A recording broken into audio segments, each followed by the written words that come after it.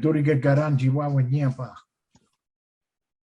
Tara Ganangara, Darawal, Iora, Quigal, Vigigal, Cobrigal, Gamegal, Iora, Iora Gamarara, Nara. What I've just said is who I am as a person. I'm a Yuan man from the south coast of this country that they now call Australia.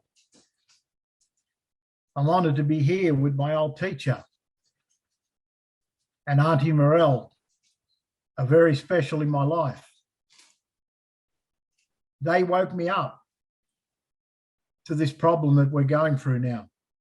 I was not awake. I didn't know. And my children would have got this death shot, and so would have I, if they didn't wake me up and make me aware. So I thank them for that. I also thank you, mob, all you mob that have spoke here tonight. What you've brought is your truth, your honesty, and the right spirit. This fight is not finished on Saturday. This fight is going to take a long time. We'll be fighting for the rest of our lives. And then our children will take on the fight, because these greedy people who we're dealing with won't be happy until they destroy us all. So the fight is a lifetime, forever. We can never give up. My old people have been struggling. My people have been struggling for a long time already. But my people are your people, because first and foremost, we are human beings. We are brothers and sisters. And we must remember that. We must remember to respect each other. Our saviour is unity. To not look at the shapes and sizes and the colours, but to look at who we are and where we came from and where we'll go back to. That is the land, the mother. We will all do that. That's a guarantee. And then what we will become and what we will do will become the materials, the soils, the different parts of country that grow the next generation, whether it be human or plant or animal. We'll go back to the mother. But if they keep on doing what they're doing, digging around at the mother, we're going to fall through and we're going to have no support. And in this country, the old people lived here for a long, long time. My old uncle says 80,000 years and upwards. I think Uncle just says that because he knows it's a lot longer, but just to satisfy some people's minds so they understand something, because dates are understood by scientists and professors. But I think Uncle understands, like me, or believes, that our old people have been here since first sunrise. That doesn't have a date. We greet grandfather every day, and we'll continue to do that. It's something you can do as well. Because if you don't see grandfather tomorrow, you're not alive. You're not here physically. Spiritually, you could linger around, or you could go back and start your next journey. Whether it's into a rock, a tree, or a water, your spirit will live on. I often talk to people, scientists and professors, because they have knowledge about certain things, but what they do with the world we live in is divide it. My old people had a big picture and they always kept things together, connected. So I often ask them about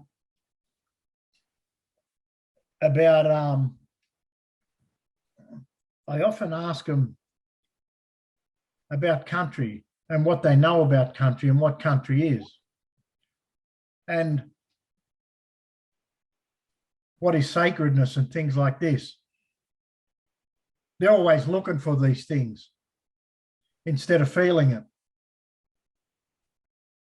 I'm not looking for this virus. I'm not listening for this virus. I'm feeling the sadness that it brings, the trauma to all of us, our children. One of my grandchildren is vaccinated. The other one isn't. And even though one's younger than the other, I can see the fellow who isn't vaccinated, how alive he is, how aware, how alert, how sensitive this young child is. I can see the old people's spirit in there that hasn't been contaminated. And that's what I live for now. I live for those little grannies so that they'll take over the fight that we'll be fighting forever. I will leave them with legacies, but one of the legacies is to never give up, to continue to do what we do as people and live and survive. And I'll go back to the scientists quickly. I've been saying to the scientists and lots of other people that humans will be the next threatened species in the world. Forget about the animals and plants. They'll look after themselves. They always have. But human beings will destroy themselves. That's what's happening now. This murderous thing that they're doing to us needs to stop. It has to stop. And I'm willing to give up my life to do that. I'm here for the long haul. You've got to ask yourself, people, why isn't the little animals out there sick? Why isn't the kangaroo getting sick? Why isn't the magpie that you see every day getting sick from this such a contagious disease or virus? And I'll put this there for you to think about as well. They're drinking the same water, they're breathing the same air, and they're living on the same land. Why aren't them little fellas getting sick? Because they're all around us. They're living with us. They've learned to do that. Nature is so forgiving, and we're lucky that it is that way.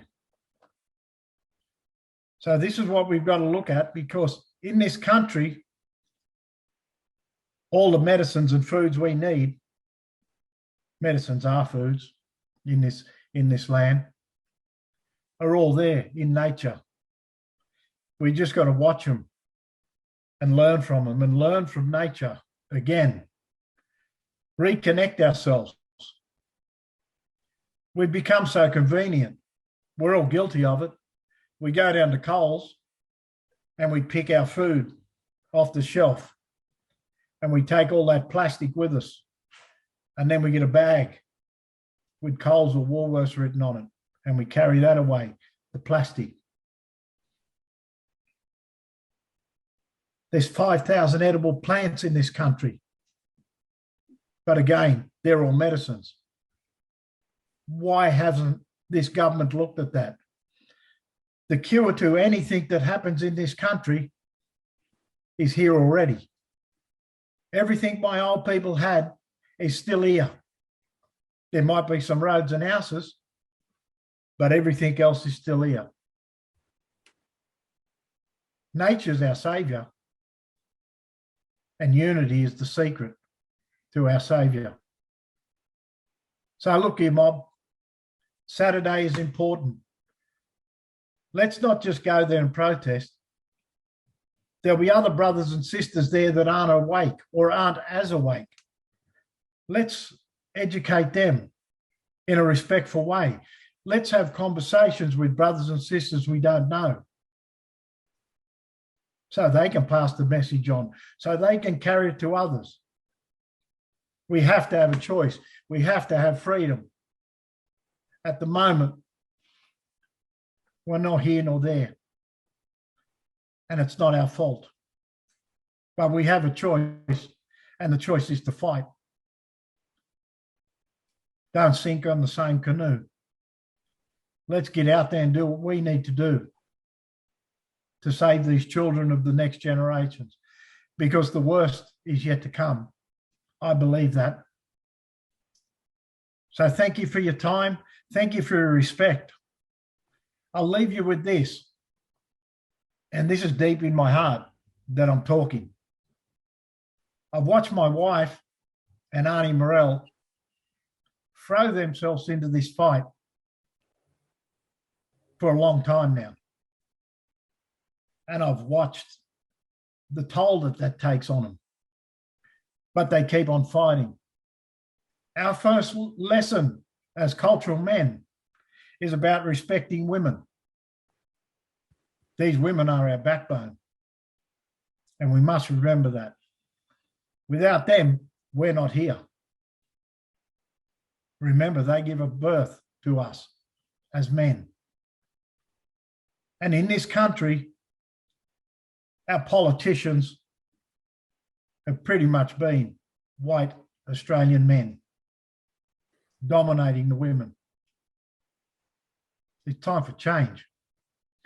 It's time for not only the women to stand up, which they've always done, but us men to stand up and support our women and show these people how real relationships happen, how man and woman respect each other, and there's no boss. There's a balance. So again, thank you, mob, for the opportunity to be here, to speak with you, to see your faces. I don't like this technology like my old teacher here. We don't like it, but we'll put up with it for now. But on Saturday, you'll probably get a big hug off us both. So thank you. Sleep well. Respect each other through the rest of this meeting, and we'll get there. This is not about hope. This is about doing something and doing it properly and getting the job done. No half measures. Nachatang Nunga, through the mother. Thanks, Dean. Yeah, I don't know what to say after that. I don't know if everyone else is feeling it at home. I can't read the comments. I come to tears a couple of times. Dean, like, seriously right now, that's the greatest speech I've ever heard. I don't think I'm tingling. So thank you so much. If he didn't get it, he would have got the Bundy. If he didn't give that good speech, blame that old man. And I'll let you in on a secret. It's Dean's birthday today. Oh, you party pooper. Happy birthday, Brother Dean. Happy birthday. Happy birthday, Dino. Happy birthday.